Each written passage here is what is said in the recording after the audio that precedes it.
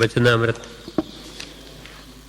પાન 101 મોક્ષમાળા શિક્ષા પાઠ 60 ધર્મના મતભેદ એ પણ ત્રણેય પાઠ પૂરા થયા.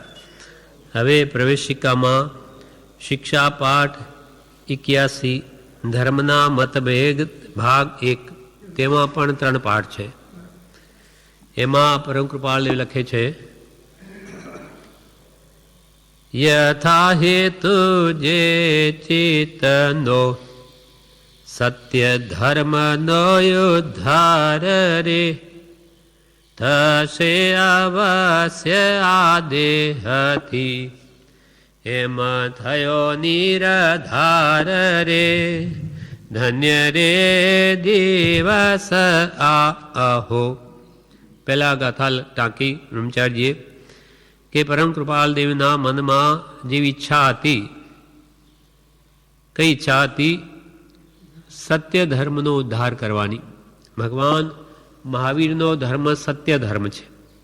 બધા ધર્મોની તુલનામાં આપણે મોક્ષમાળામાં વાંચ્યું, બધા ધર્મોને 13 વર્ષથી લગાવીને 16 વર્ષની ઉંમર સુધીમાં તપાસી ગયા.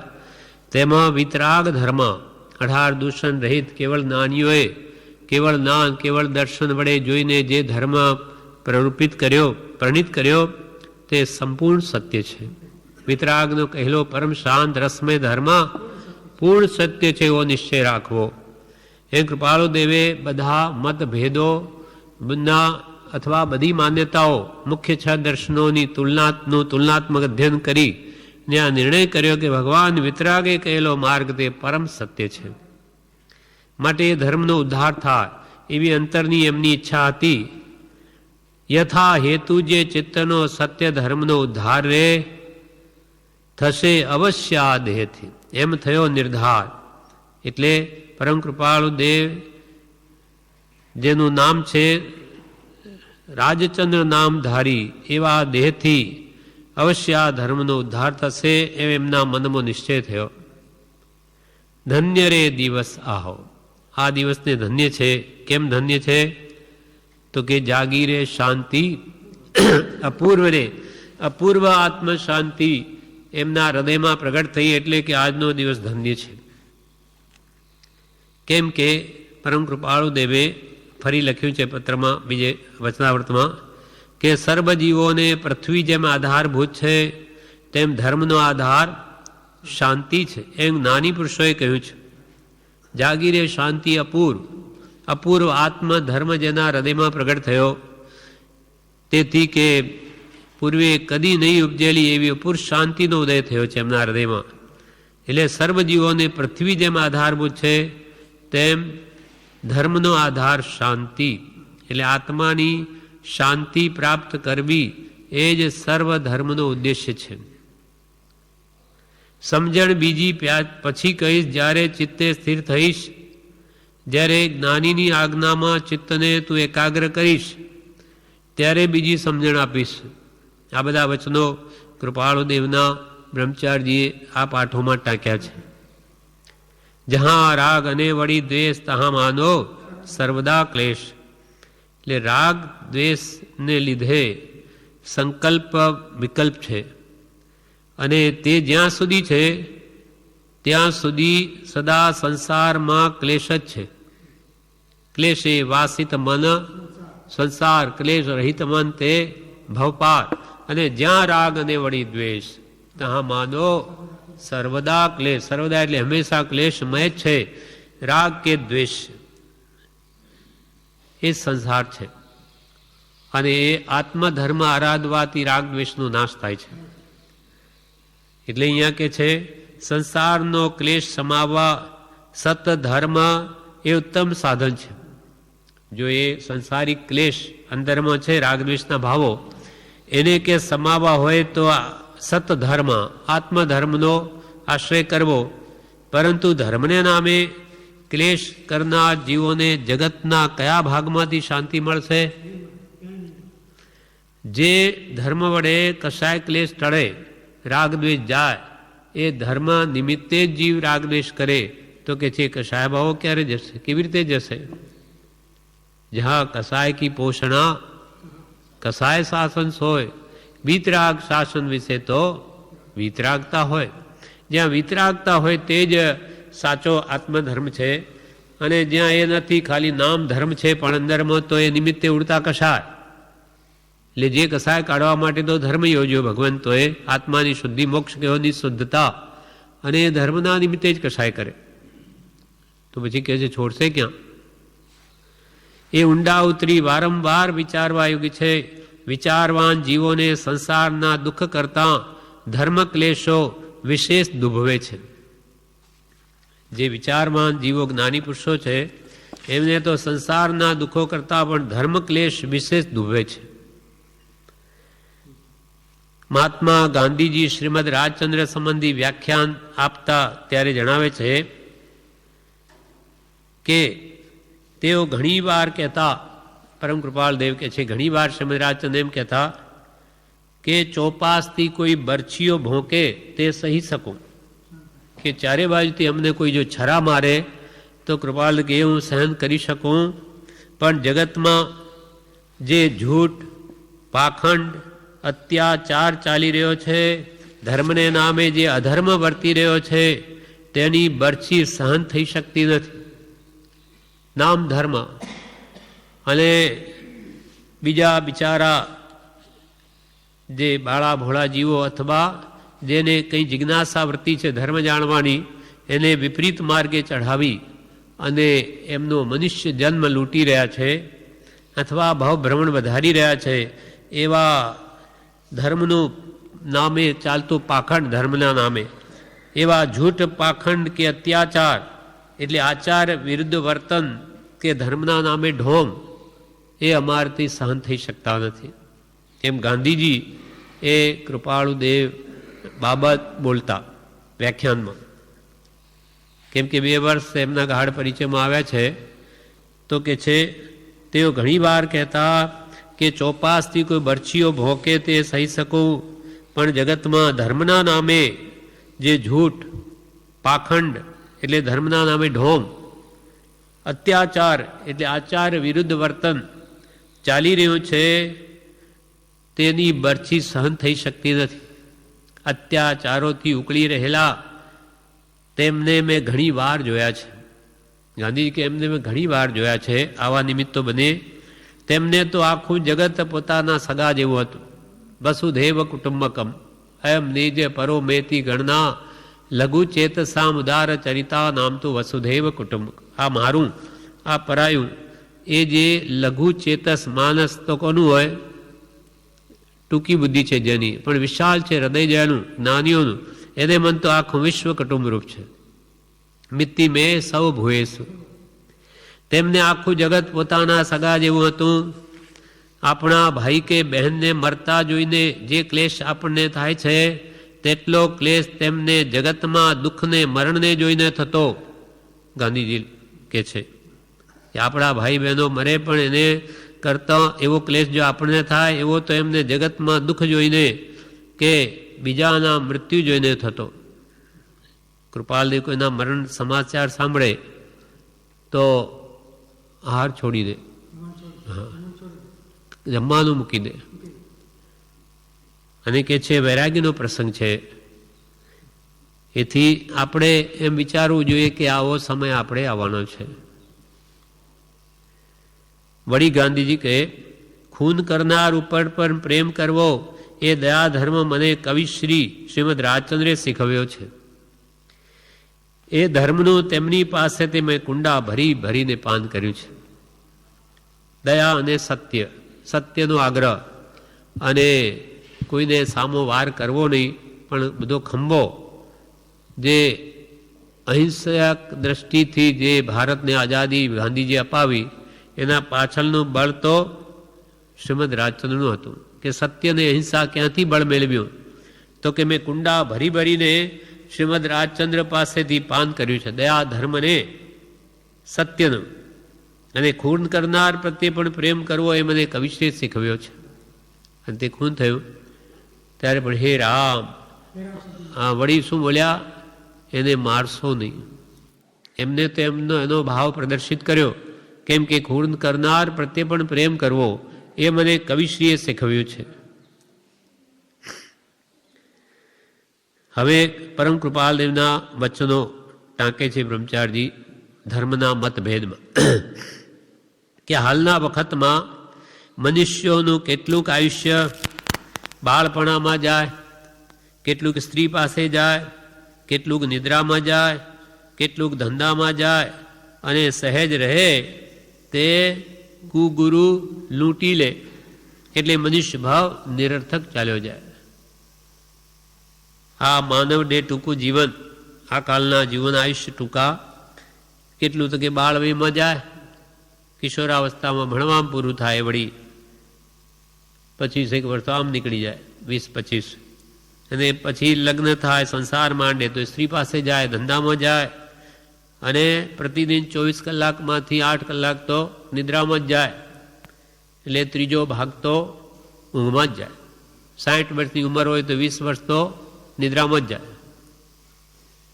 કેટલુંક ધંધામાં જાય અને સહેજ જે રહે તે કુગુરુ લૂંટી લે ને તમને મોક્ષનો માર્ગ બતાવું, ધર્મ સમજાવું, તમારું ભલું થશે એમ કરીને કુગુરો એનું જીવન લૂંટી લે, વિપરીત માર્ગે ચઢાવી ધર્મના બહાને ને બિચારા પામર જીવોનું જીવન પણ આ માનવદેહ તે બધો નિરર્થક ચાલ્યો જાય. અજ્ઞાની ગુરુઓએ લોકોને અવળે માર્ગે ચઢાવી દીધા છે, અવળું ઝલાવી દીધું છે, એટલે લોકો ગચ્છ કુલ આદિ લૌકિક ભાવમાં તદાકાર થઈ ગયા છે. ધર્મમાં મતભેદ કેમ પડે તો કે અજ્ઞાની ગુરુઓ પોતાના મત પક્ષને વધારવા બીજા જીવોને પણ અવળે માર્ગે ચઢાવી દે. અવળું ઝલાવી દીધું છે એટલે લોકો ગચ્છ કે કુલ આદિના લૌકિક ભાવના આગ્રહમાં ધર્મ માને છે તેમાં તદાકાર થઈ ગયા છે. અજ્ઞાનીઓએ લોકોને સાવ અવળો જ માર્ગ સમજાવી દીધો છે. તેઓના સંગથી આ કાળમાં અંધકાર થઈ ગયો છે. મોક્ષ માર્ગ બહુ લોપ આ અજ્ઞાનીઓના કારણે. જ્ઞાની જ્યારે જ્યારે થાય ત્યાં તો બધા મત પક્ષોને એક કરે, જ્યારે અજ્ઞાનીઓ જેમ થાય તેમ તેમાં ભેદ પાડે, પોતાની મહત્તા મોટાઈ મેળવવા ટોળું કરી અને પોતે એમાં ગુરુ થઈ બેસે. અજ્ઞાનીઓએ લોકોને સાવ અવળો જ માર્ગ સમજાવી દીધો છે. તેઓના સંગથી આ કાળમાં અંધકાર થઈ ગયો છે. અમારી કહેલી દરેકે દરેક વાત સંભાળી સંભાળી પુરુષાર્થ વિશેષપણે કરવો. કૃપાલ કે અમારી જે કંઈ પણ વાત અમે કહીએ તે ધ્યાનથી સાંભળો, સાંભળ્યા પછી વિચારો, તે યથાર્થ લાગે તો પછી તે પ્રમાણે પુરુષાર્થ વિશેષપણે કરવો, કેમ કે સમય ટૂંકો છે. ગચ્છાદિના કદાગ્રો મૂકી દેવા જોઈએ. ગચ્છમતની જે કલ્પના તે નહીં સદવેવા, પણ આત્મવિચાર કર્તવ્યરૂપ ધર્મ ભજવો યોગી છે. જીવ અનાદિકાળથી રખડ્યો છે, સમકિત થાય તો સહેજે સમાધિ થાય. અનાદિકાળથી બે કારણને લઈને રજડ્યો, એક તો કુગુરુ આશ્રય અને બીજું સ્વચ્છંદે. રોકે જીવ સ્વચ્છંદ તો પામે, અવશ્ય મોક્ષ પામ્યા એમાં અનંત છે ભાખ્યું. જીન નિર્દોષ એવા જીનેશ્વરે કેવલનાથી ભાખ્યું કે જેણે પોતાનો સ્વચ્છંદ રોકીને જ્ઞાનીની આજ્ઞાએ વર્ત્યો તે મુક્તિને પામ્યો. અને કુગુરુનો આશ્રય મૂકી સદગુરુનું શરણ લીધું, કેમ કે એ મોક્ષ માર્ગના સાચા જાણકાર છે. એટલે સદગુરુ કેમ કરવું તો કે છે સમ્યક દર્શન થાય અને સહેજે આત્મ સમાધિ થાય અને પરિણામે જીવનું કલ્યાણ થાય. જીવ સત્પુરુષના આશ્રય જો આજ્ઞાદિ ખરેખર આરાધે, તેના ઉપર પ્રતીત આણે તો ઉપકાર થાય જ. જીવને સહેજે સમાધિ થાય, આત્મસમાધિ. આત્મ પરિણામની સ્વસ્થતા અને શ્રી તીર્થંકર સમાધિ કહે છે. પણ તે સમાધિ ક્યારે થાય તો કે જીવ સત્પુરુષના આશ્રય જો આજ્ઞાદિ ખરેખર આરાધે, નાની જેમ કહ્યું તેમ ખરેખર કરે, તેના ઉપર પ્રતીત આણે, પહેલાં શ્રદ્ધા રાખીને કેમ કરે તો ઉપકાર થાય જ, તો જીવનું જરૂર કલ્યાણ થાય. સાચા પુરુષનો બોધ પ્રાપ્ત થવો તે અમૃત પ્રાપ્ત થવા બરાબર છે. આ બધા વચનો વચનામૃતમાંથી જ છે, ઉપદેશ છે. સાચા પુરુષનો બોધ એટલે બોધ વચન, વચનામૃત પ્રાપ્ત થવા તે અમૃત પ્રાપ્ત થવા બરાબર છે. જો કે અમર બનાવે, દેવલોકમાં કે અમૃત છે એ તો ખરેખર કંઈ અમર ન બનાવી શકે, પણ આયુષ્ય એટલા બધા લાંબા છે ત્યાં, એટલે કરોડો અસંખ્યાત વર્ષો સુધી જીવે છે એટલે જાણે અમર થઈ ગયો, પણ અંતે તો ત્યાંથી જવું જ પડે. જ્યારે સત્પુરુષના વચન એને જીવતા અમર બનાવી દે. અબ હમ અમર ભય ન મરેંગે. આનંદગંજી એનું પુરવાર કરી આપ્યું. અબ હમ અમર ભય ન મરેંગે. કેમ, શું થઈ ગયું? યા કારણ, એનું કારણ આ મિથ્યાત્વ દિયો તજ ક્યુ કર દેહ ધરેંગે. અબ હમ અમર ભય ન મરેંગે.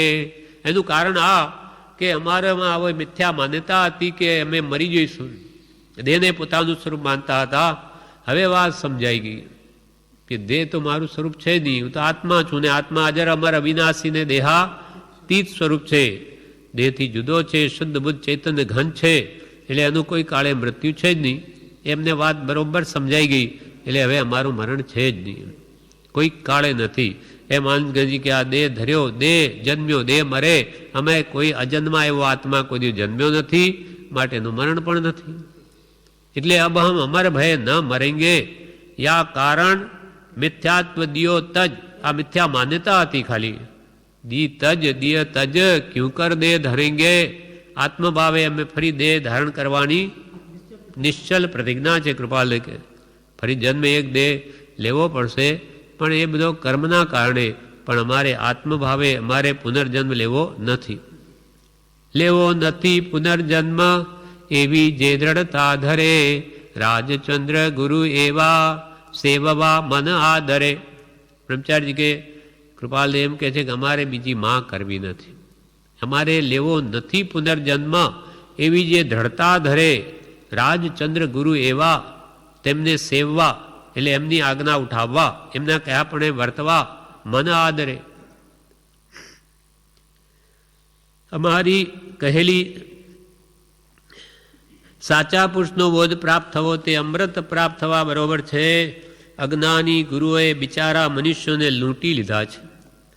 કોઈ જીવને ગચ્છનો આગ્રહ કરાવી, કોઈને મતનો આગ્રહ કરાવી, ન તરા એવા આલંબનો લઈને સાવ લૂંટી લઈ મૂંઝવી નાખ્યા છે.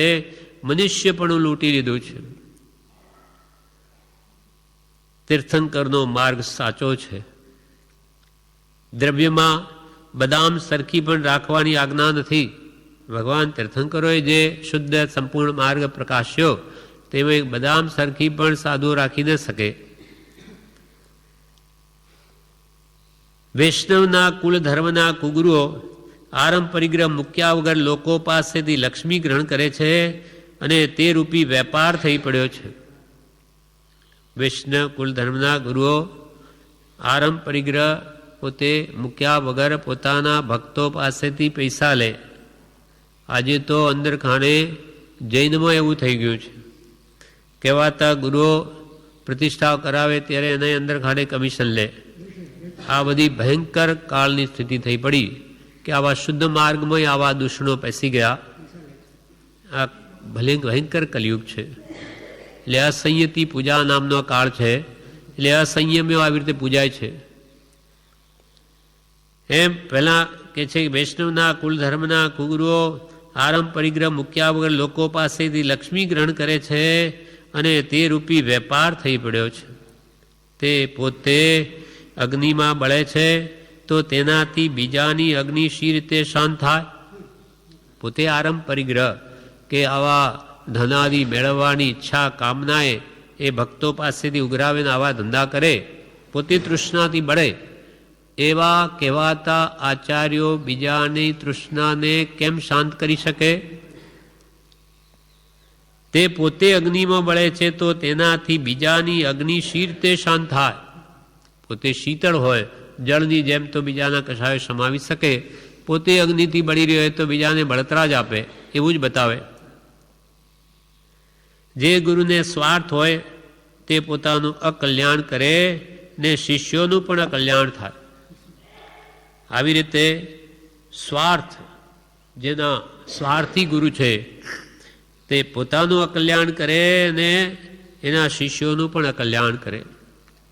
એટલે કબીરદાસજી કહે કે जिनका गुरु है लालची दया नहीं सिख माही उन दोनों को भेजिए उजड़ कुआ माही.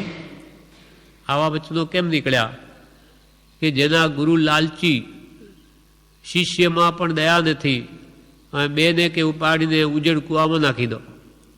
એટલે અંદરથી એવા ભાવો કેમ થયા કે પોતે તો ડૂબે ડૂબે પણ બીજા સેંકડોને લઈને ડૂબે છે. માટે આ બે દૂર થાય તો બીજાનો તો પ્રાણ બચે, બિચારા અનંત ભાવ જન્મ મરણ ન વધે બીજાના. તેમ કૃપાલદેવને પણ એવું જ છે કે આ જૂઠ પાખંડ પ્રપંચ ધર્મના નામે આ કુગુરો બે આત્માર્થી જીવોના આખા ભવો ભાવ લૂંટી લે, એટલે કે એ ભયંકર છે, એ અમારાથી સહન નથી થતું. પોતાનું પણ કુગુરો સ્વાર્થવશ અકલ્યાણ કરે અને બીજાનું પણ અકલ્યાણ કરે. સાચો માર્ગ એક જ છે. એક હોય ત્રણ કાળમાં પંથ, પ્રેરે તે પરમાર્થને તે વ્યવહાર સંમત. જે પરમાર્થને પ્રેરે એવો વૈરા વ્યવહાર જ્ઞાનીઓને સંમત છે. ત્રણેય કાળમાં મુક્તિનો માર્ગ તો એક જ હોય, તે રાગ દ્વેષ અજ્ઞાનથી મુક્ત થવાનું. રાગ દ્વેષ ચારિત્રમોહ છે, અજ્ઞાન એ દર્શનમોહ છે. દર્શનમોહ ચારિત્ર મોહની કર્મનો પરિવાર છે, અને મોહને જે નષ્ટ કરે તે એક અંતર્મૂર્તિ અંદર અંદર નાનાવણી દર્શનાવણી અંતરાયને ખપાવી ને કેવળ જ્ઞાન પામે. એમ સાચો માર્ગ એક જ છે.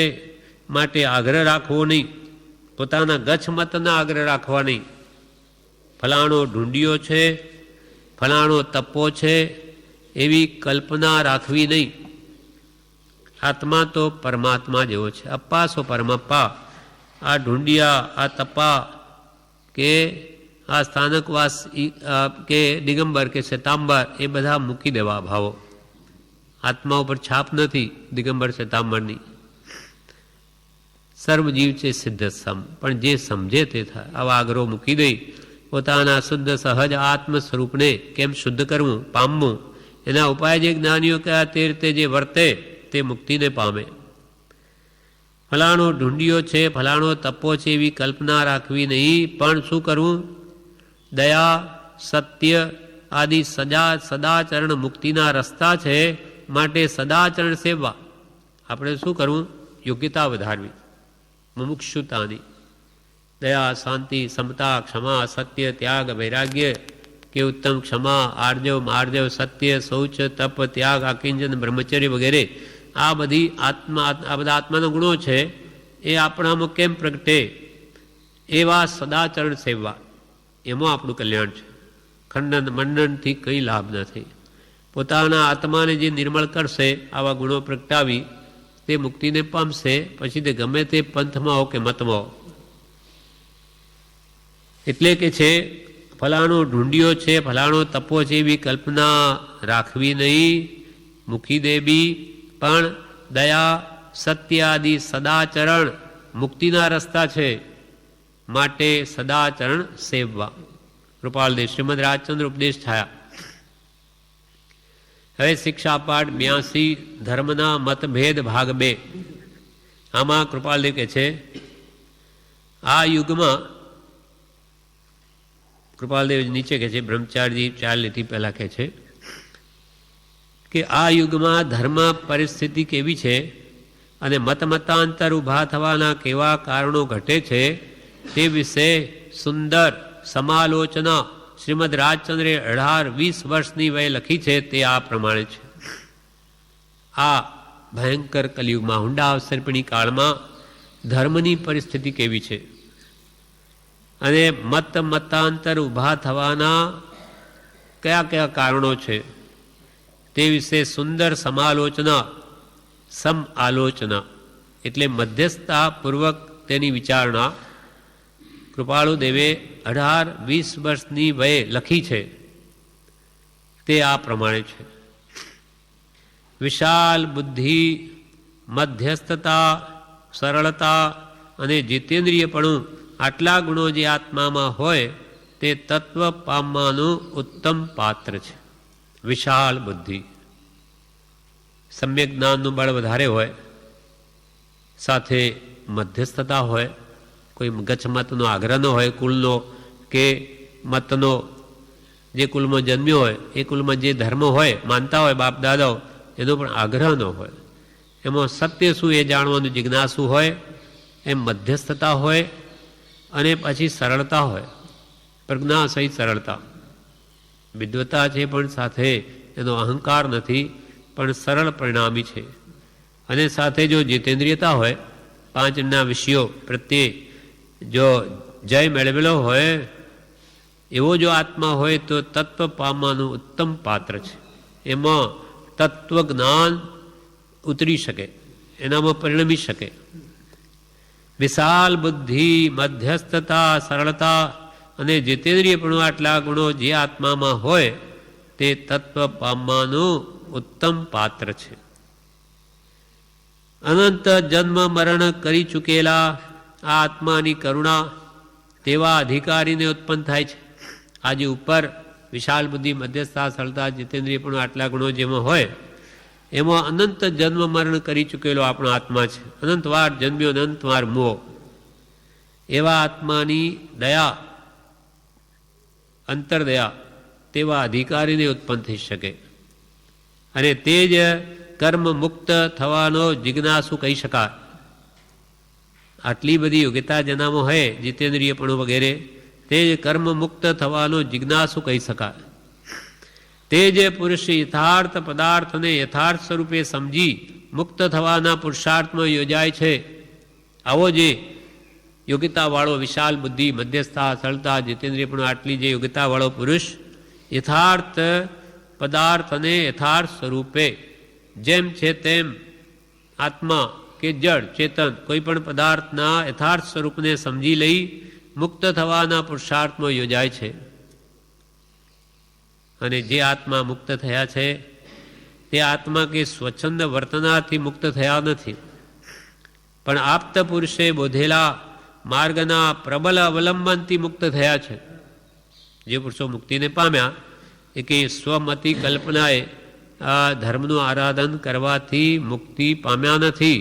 કેમ કે માર્ગનો જે અજાણ છે એને ક્યાંથી માર્ગ મળે? અગમ અગોચર મુક્તિ માર્ગ છે. અંતરંગ આત્મશુદ્ધિનો જે માર્ગ તે સ્વચ્છંદે પ્રાપ્ત ન થાય. જે આત્મા મુક્ત થયા છે તે આત્મા કંઈ સ્વચ્છંદ વર્તનાથી મુક્ત થયા નથી, પણ આપ્ત પુરુષે બોધેલા. આપ્ત, પ્રાપ્ત પુરુષ તે આપ્ત પુરુષ છે. આત્મજ્ઞાની જે હોય તે જ મોક્ષ માર્ગમાં આપ્ત એટલે વિશ્વાસ કરવા લાયક છે. તો એવા આપ્ત પુરુષે જે બોધ આપ્યો તેના માર્ગને અનુસરી અવલંબન લઈને જ મોક્ષને પામ્યા છે. એ સદગુરુ વગર કોઈને જ્ઞાન ન થાય. ભગવાન તીર્થંકરોને પણ 3 ભાવ પહેલા તો ગુરુ હતા જ. ગુરુ બિન જ્ઞાન ન ઉપજે, ગુરુ બિન મિલે ન ભેદ, ગુરુ બિન સંશય આત્મભ્રાંતિ સમરોગની અનાદિનો ન ટળે, ગુરુ બિન સંશય ના ટળે.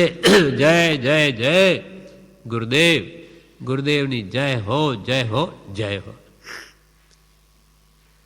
અનાદિકાળના મહાશત્રુરૂપ રાગ, દ્વેષ અને મોહના બંધનમાં તે પોતા સંબંધી વિચાર કરી શક્યો નથી. અનાદિકાળથી આપણો આત્મા રાગ, દ્વેષ ને મોહ કહો અથવા અજ્ઞાન કહો, મિથ્યાત્વ કહો, એથી ગ્રસિત છે, બંધાયેલો છે, પકડાયેલો છે. તે પોતા સંબંધી વિચાર કરી શક્યો જ નથી કે હું કોણ છું અથવા ક્યાંથી થયો. એ રાગ, દ્વેષ અને અજ્ઞાનના પ્રબળપણાને લઈને એ વિચાર નથી કરી શક્યો. મોહ નિંદ જબ ઉપશમે તબ કછુ બને ઉપાય, કર્મચોર આવત રૂકે. મુખ્યત્વે દર્શન મોહ. એ કંઈ માગ આપે ત્યારે જ એને કે સત પ્રત્યે શ્રદ્ધા થાય છે અને ત્યારે જ્ઞાનીની આજ્ઞા આરાધીને રાગદ્વેષને કાઢી શકે. બાકી તો અનાદિથી બધા જીવો સંસારી રાગ દ્વેષને અજ્ઞાનના બંધનમાં જ છે. મોહ જેમ નચાવે તેમ નાચ્યા કરે. જ્ઞાની મળે તો એમાંથી કે પાછો હટવાનો કંઈ ઉપાય બતાવે ને વિશ્વાસ આવે તો એ છૂટી શકે. બાકી તો નવા નવા દેહ ધારણ કરે, ફરી ઇન્દ્રિયો મળે, ઇન્દ્રિયોના વિષયો મળે, એમાં રાગ કરે, નવા બાંધે, જૂના ભોગવે, નવા બાંધે. એમ અનાદિથી ચક્ર ચાલ્યા જ કરે છે. અનાદિકાળના મહાશત્રુરૂપ રાગ દ્વેષ અને મોહના બંધનમાં તે પોતાના આત્મા સંબંધી વિચાર કરી શક્યો નથી. મનુષ્યત્વ, આર્યક્ષેત્ર, ઉત્તમ કુલ, શારીરિક સંપત્તિ એ અપેક્ષિત સાધન છે અને અંતરંગ સાધન માત્ર મુક્ત થવાની સાચી જિજ્ઞાસા એ છે. માનો કે મનુષ્યપણું મળી ગયું, જો કે અત્યંત દુર્લભ છે. બહુ પુણ્ય કર્યા, પુંજથી શુભદેહ માનવ ન મળે. માનો કે એ મળી ગયો, આપણને એ મળી ગયો. આર્ય ક્ષેત્ર પણ મળ્યું આપણને, તો ઉત્તમ કુલ પણ મળ્યું, શારીરિક સંપત્તિ પણ બધી મળી, કોઈ ખોડ ખાં પણ નથી. પણ એ અપેક્ષિત સાધન, આટલું હોય તો કલ્યાણ થાય જ એમ નથી. પણ અંતરંગ સાધન માત્ર મુક્ત થવાની સાચી જિજ્ઞાસા એ છે, મારે આ સંસારના બંધનોથી, રાગ દ્વેષ અજ્ઞાનથી છૂટવું જ છે. એ અંતરની સાચી જિજ્ઞાસા જ્યાં સુધી પ્રગટ ઉત્પન્ન નહીં થાય ત્યાં સુધી આ સાધનો કંઈ કરી શકે નહીં. ભલે ને મનુષ્ય તો ઘણાને મળ્યા, મનુષ્ય આર્ય ક્ષેત્રમાં ઘણા જન્મ્યા, ઉત્તમ કુલમાં જન્મેલા છે, શરીર સંપત્તિ પણ ઘણી સારી હોય, ઘણાય છે આવા. પણ જન્મ મરણથી છૂટવાની ઈચ્છા નથી, એટલે બધા સાધનો ફોક જાય છે. અથવા વિશેષ રાગદ્વેષના ભાવો કરાવી કર્મબંધ વધારે કરાવીને ચાર ગતિમાં વધારે રઝળાવે. એટલે અહીંયા કહે છે મનુષ્યત્વ, આર્ય ક્ષેત્ર, ઉત્તમ કુલ, શારીરિક સંપત્તિ એ અપેક્ષિત સાધન છે અને અંતરંગ સાધન માત્ર મુક્ત થવાની સાચી જિજ્ઞાસા એ છે. એટલે કૃપાલ કે જિજ્ઞાસા એનો મોટો ગુણ જાણીએ છીએ. તમને કે છૂટવાની ઈચ્છા થઈ એ તો ઘણી સારી વાત છે, બાકી જન્મથી છૂટવાની ઈચ્છા જ નથી લોકોને. આરત પણ નાશ પામવા જેવું થયું છે. આ કલિયુગમાં લોકોને આત્મા પ્રાપ્તિની કે આત્મસુખની ગરજ નથી, કેમ કે હિન્દ પુણ્ય જેવું આ ભરત ક્ષેત્ર ઘેરી લીધું છે.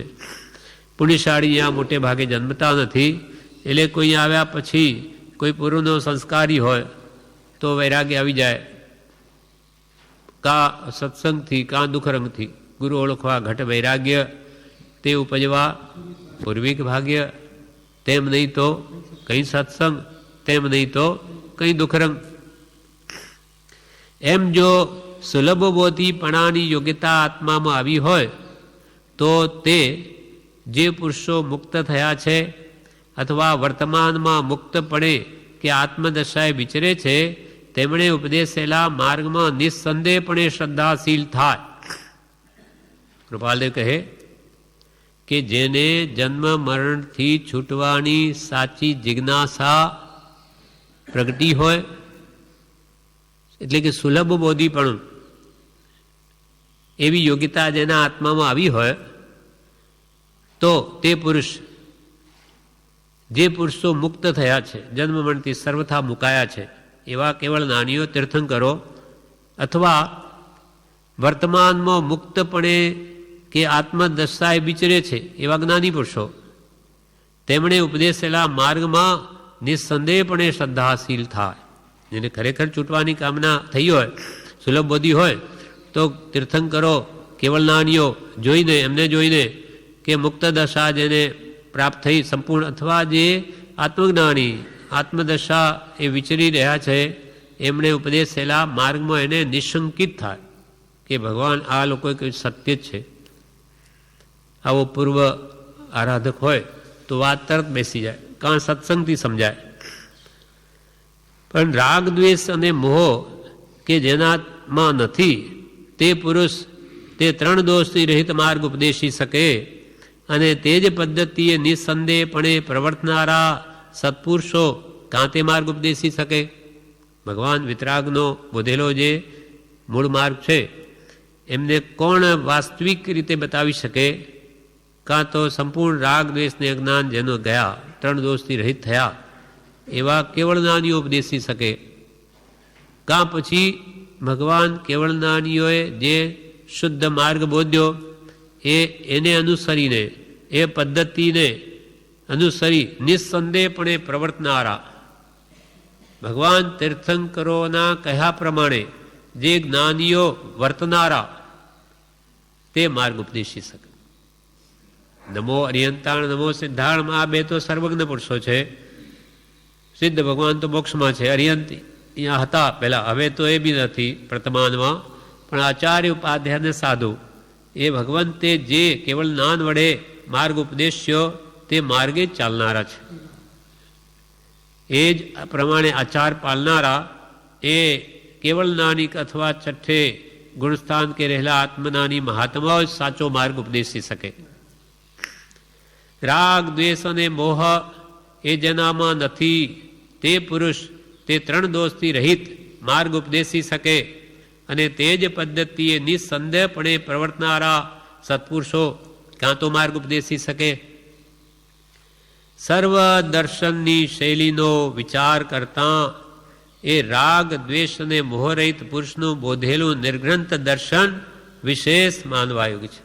કૃપાલદેવ બધા ધર્મો જોઈ ગયા છે એના શાસ્ત્રો, એટલે હવે નિર્ણય કહે છે કે સર્વ દર્શનની શૈલીનો વિચાર કરતા, બીજા બધા ધર્મોની શૈલી અને એમનું તત્વ જોયું, એમાં વિચાર કરતા રાગ દ્વેષ અને મોહ, દર્શન મોહ ને ચારિત્ર મોહ અર્થાત મોહનીય કર્મથી રહિત જે પુરુષો થયા એવા નિર્ગ્રંથ વિતરાગ પુરુષોએ જે નિર્ગ્રંથ દર્શન ઉપદેશ્યું, વિતરાગ દર્શન ઉપદેશ્યું, તે જ વિશેષપણે માનવાયું છે. ધર્મના મત ભેદો તો બધા મોક્ષમાળામાં જણાવી દીધા, કોની શું શું માન્યતા. પણ એ બધામાં જે ભગવાન તીર્થંકરો એ જે વિતરાગ માર્ગ ઉપદેશ્યો છે એ સંપૂર્ણ સત્ય છે. એટલે નિર્ગ્રંથ દર્શન જ વિશેષ માનવા યોગ્ય છે. એ ત્રણ દોષથી રહિત મહા અતિશયથી પ્રતાપી એવા તીર્થંકર દેવ તેણે મોક્ષના કારણરૂપે જે ધર્મ બોધ્યો છે તે ધર્મ ગમે તે મનુષ્યો સ્વીકારતા હોય પણ તે એક પદ્ધતિએ હોવા જોઈએ, આ વાત નિશંક છે.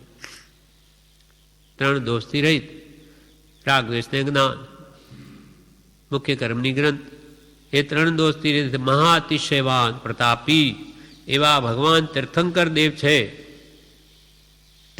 તેમણે મોક્ષના કારણ રૂપે જે ધર્મ બોધ્યો, એટલે સર્વ દુઃખથી મુક્ત થવાના કારણરૂપ જે વિતરાગ ધર્મ બોધ્યો તે ધર્મ ગમે તે મનુષ્યો સ્વીકારતા હોય, ગમે તે મનુષ્ય, તેમાં કોઈ જાતિ બેસનો ભેદ નહીં. કયો માર્ગ જો હોય સાધે તે મુક્તિ લે, એમાં ભેદન કોઈ કે ભાઈ અમુક જાતિનો હોય એ જ ભગવાન તીર્થંકરની દેશનાને ઉઠાવી શકે એમની આજ્ઞાને, એવા કે વાણીય જ જોઈએ કે ભણાણું જેવું કોઈ જ નથી. ગમે તે જાતનો હોય પણ ભગવાને કહ્યું તે પ્રમાણે આચાર પાળતો હોય તો તે માર્ગમાં છે. પણ તે ધર્મ ગમે તે મનુષ્યો સ્વીકારતા હોય પણ તે એક પદ્ધતિએ હોવા જોઈએ, આ વાત તો નિશંક છે. એટલે કે રાગ દ્વેષથી રહિત થવું એ જ પદ્ધતિ હોવી જોઈએ. ગમે તે ધર્મ આરાધે કે કૃપાલે કે જ્યાં ત્યાંથી રાગ દ્વેષ રહિત થવું એ જ મારો ધર્મ છે, આત્મધર્મ છે. એટલે પદ્ધતિ તો રાગ દ્વેષને દૂર કરવાની નો જ લક્ષ્ય હોવો જોઈએ. જે સંપ્રદાયમાં અસંગતાવાળી ક્રિયા હોય અને જીવોનું જ્ઞાન પ્રત્યે લક્ષ્ય હોય, આત્મજ્ઞાન કેમ પ્રગટે અને સર્વથી અસંગ થવું, રાગ દ્વેષથી મુક્ત થવું, એ તરફ જેનો હંમેશા લક્ષ્ય છે તે જ સંપ્રદાયમાં જ્ઞાન પ્રગટી શકે, તે જ સંપ્રદાય સાચો છે. એટલે કે તે તીર્થંકર દેવે મોક્ષના કારણરૂપે જે ધર્મ બોધ્યો છે તે ધર્મ ગમે તે મનુષ્યો સ્વીકારતા હોય પણ તે એક પદ્ધતિએ હોવો જોઈએ, આ વાત નિશંક છે. પદ્ધતિ એમાં આજ કે રાગ દ્વેષથી રહિત હું આ જ પદ્ધતિ હોવી જોઈએ, બીજી નહીં. ધર્મના નામે રાગ દ્વેષ વધતા હોય તો એ ધર્મ નથી, એ ભગવાન તીર્થંકરનો માર્ગ નહીં. અનેક પદ્ધતિએ અનેક મનુષ્યો તે ધર્મનું પ્રતિપાદન કરતા હોય, અથવા જૈનમાં પણ અનેક મત પક્ષ પડી ગયા, કર્તર ગચ્છ, તપા ગચ્છ, અંચળ ગચ્છ, પછી પાછા સ્થાનકવાસી, દિગંબર, શ્વેતાંબર, તેરાપંથી વગેરે અનેક ગચ્છો 84 વગેરે બની ગયા. એ બધું અનેક પદ્ધતિએ અનેક મનુષ્યો જે ધર્મનું પ્રતિપાદન કરતા હોય અને તે મનુષ્યોને પરસ્પર મતભેદનું કારણ થતું હોય, ધર્મના નામે મતભેદ પડતા હોય, માન્યતામાં ભેદ આવતો હોય, તો તેમાં તીર્થંકર દેવની એક પદ્ધતિને દોષ નથી, પણ તે મનુષ્યોની સમજણ શક્તિનો દોષ ગણી શકાય. ભગવાન તીર્થંકરે આવા ભેદ પાડ્યા નથી. એમની તો એક જ પદ્ધતિ હતી, રાગ દ્વેષથી રહિત થવું, આત્માની શુદ્ધિ કરવી, મોક્ષ ગયો નિજ શુદ્ધતા તે પામે તે પંથ. સમજાવ્યો સંક્ષેપમાં સકળ માર્ગ નિર્ગ્રંથ. ભગવાનનો તો આ ઉદ્દેશ હતો ને એના માટે ધર્મ પ્રરૂપ્યો. પણ બે બીજામાં ભેદ પાડે તો એ ભગવાન તીર્થંકર દેવની એક પદ્ધતિનો દોષ નથી, પણ તે મનુષ્યોની સમજણ શક્તિનો દોષ ગણી શકાય. અજ્ઞાનીઓ બધા ભેદ પાડ્યા છે. એ રીતે નિર્ગ્રંથ ધર્મ પ્રવર્તક અમે છીએ એમ જુદા જુદા મનુષ્યો કહેતા હોય તો તેમાંથી તે મનુષ્ય પ્રમાણા બાધિત ગણી શકા કે જે વિતરાગ દેવની આજ્ઞાના સદભાવે પ્રરૂપક અને પ્રવર્તક હોય. બધા ધર્મવાળા શું કહે, બીજાને તો વાંચવા દઈએ, જૈન વિતરાગ માર્ગના જે ફાટા છે આમાં પણ એમ કહે બધા ધર્મ પ્રવર્તકો, પછી શ્વેતાંબર હોય, દિગંબર હોય કે સ્થાનકવાસી હોય, કે અમે નિર્ગ્રંથ ધર્મ પ્રવર્તક તો અમે છીએ. મત મત ભેદે રે પૂછીએ, જઈને પૂછીએ સૌ થાપે અમે. દિગંબરને પૂછો તો કે અમે સત્ય, શ્વેતાંબરો મિથ્યાત્વી. શ્વેતાંબરો પૂછો તો કે અમે સત્ય, દિગંબરો મિથ્યાત્વી. સ્થાનકવાસીને પૂછે તો કે અમે સત્ય, બીજા બધા ખોટા. તેરાપંથીને પૂછે તો तेरा पंथ है भगवान, तेरा पंथ, तेरा जो मार्ग है वो तो हमारे पास है. એ બધા પોતપોતાની ગાય છે, તો એ સાચું શું? એ રીતે નિર્ગ્રંથ ધર્મ પ્રવર્તક અમે છીએ એમ જુદા જુદા મનુષ્યો કહેતા હોય તો તેમાંથી તે મનુષ્ય પ્રમાણા બાધિત ગણી શકાય. તેમાંથી સત્ય કોણ ગણી શકાય? કયા વ્યક્તિની વાત સાચી માની શકાય? તો કે જે વિતરાગ દેવની આજ્ઞાના સદભાવે પ્રરૂપક અને પ્રવર્તક હોય. વિતરાગ ભગવંતોએ, તીર્થંકરોએ કેવલી પ્રરૂપિત ધર્મ જે ઉપદેશ્યો કેવલનાથી જોઈને તેની આજ્ઞાના એક તો ઉપાસક હોય, સદભાવે સાચા અંતરથી એની પ્રરૂપણા જે ભગવાને કે એમ જ કરતા હોય અને પાછા તે પ્રમાણે પ્રવર્તતા હોય, તે પ્રમાણે પોતે પણ વર્તતા હોય, ખાલી ઉપદેશ દેતા હોય એમ નહીં. ઉપદેશ જાણે આપણે તો વેશ પહેર્યો એટલે આપણે તો જાણે થઈ ગયું, હવે બીજાને જ ઉપદેશ આપવો એવું નથી. પંચ આચાર પણ પોતે શુદ્ધ રીતે પાળતા હોય અને બીજાને કહેતા હોય. એટલે કે રાગ દ્વેષ રહિત થવાનો ઉપાય જે હંમેશા આચરતા હોય અને બીજાને ઉપદેશતા હોય તે જ ખરા ભગવાનના ઉપાસક છે, અથવા એ જ ખરા નિર્ગ્રંથ ધર્મ પ્રવર્તક છે. એ રીતે નિર્ગ્રંથ ધર્મ પ્રવર્તક અમે છીએ એમ જુદા જુદા મનુષ્યો કહેતા હોય તો પણ તેમાંથી તે મનુષ્ય પ્રમાણા બાધિત ગણી શકાય. પ્રમાણથી સિદ્ધ એ જ ગણી શકાય કે જે વિતરાગ દેવની આજ્ઞાના સદભાવે પ્રરૂપક અને પ્રવર્તક હોય. આ કાળ દુષ્મ નામથી પ્રખ્યાત છે. દુષ્મ કાળ એટલે જે કાળમાં મનુષ્યો મહા દુઃખ વડે આયુષ્ય પૂર્ણ કરતા હોય, તેમજ ધર્મ આરાધનારૂપ પદાર્થો પ્રાપ્ત કરવામાં દુષ્મતા એટલે મહાવિઘ્નો આવતા હોય તેને કહેવામાં આવે છે. કૃપાલ કે આ કાળ દુષ્મ નામથી પ્રખ્યાત છે. દુષ્મ દુઃખમાં, અથવા જ્યાં ધર્મની પ્રાપ્તિ જ અતિ દુર્લભ છે એટલે કરીને દુષ્મ, અથવા ચોથો આરો દુઃખમાં સુખમાં હતો. ભગવાન તીર્થંકરો થયા એમાં દુઃખમાં અને સુખમાં વધારે દુઃખને સુખ પણ ખરું થોડું એમ કહેવાય, પણ હવે આ પંચમારો તો દુઃખમાં જ છે, એમાં સુખ શબ્દ જ નીકળી ગયો. અને છઠ્ઠો આરો તે દુઃખમાં દુઃખમાં, ત્યાં તો દુઃખ દુઃખ ને દુઃખ જ છે. એટલે આ કાળ દુષ્મ છે એના નામથી પ્રખ્યાત છે પંચમાર. અને એ તો ઊંડા અવસરપીડી કાળ છે, અનંત કાળે આવે એવો કાળ છે, અને પાછો ઉતરતો કાળ છે. એટલે કનિષ્ઠ વસ્તુઓનો ઉદય, ઉત્તમ વસ્તુનો ક્ષય છે, ક્ષીણપણું છે. આ કાળ દુષમ નામથી પ્રખ્યાત છે. દુષમ કાળ એટલે જે કાળમાં મનુષ્યો મહા દુઃખ વડે આયુષ્ય પૂર્ણ કરતા હોય. કૃપાલે કહે ત્રિવિધ તાપથી, ત્રિવિધ તાપાગ્નિથી બળતા હોય, આદિ વ્યાધિ અને ઉપાધિથી હંમેશા દુઃખી હોય સંસારી જીવો, તે આ કાળ છે. જે કાળમાં મનુષ્યો મહા દુઃખ વડે આયુષ્ય પૂર્ણ કરતા હોય. આપણે માનતા હોય કે આપણે સુખી છીએ, ખાવા પીવાનું બધું મળે, એ આપણે શું દુઃખ છે? તો કે મહા દુઃખ વડે. કેમ કહ્યું?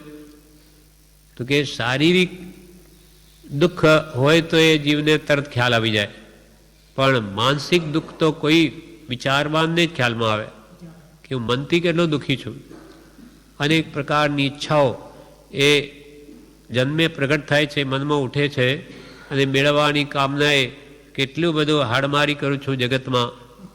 આકુલિત છે મન, એ જ દુઃખ છે.